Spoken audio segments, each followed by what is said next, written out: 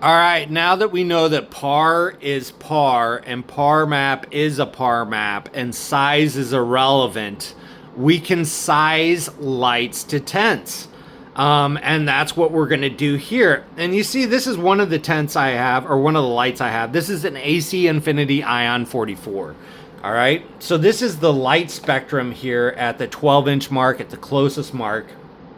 And you can see that it's 700 on the corners and 2,000 in the middle.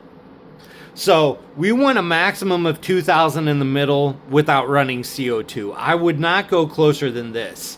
And I would actually run this light here, which is rated for a 4x4 tent. I would run it in a 5x5. Why?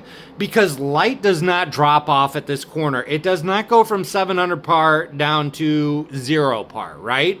Meaning this is just what they measured, and this is what it fit. And we know that this number can be as low as 500.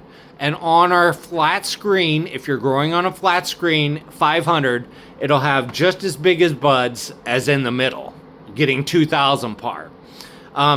So we can lower this. So we can actually make this tent bigger, meaning that we could add squares, and I could upsize this light to a 5x5, no problem. On the other end of the spectrum, this is my Vipar Spectra P2000 light, and you can see it there at the closest. It says it's rated for 4x2, right? There's no way I'd run this in a 4x2.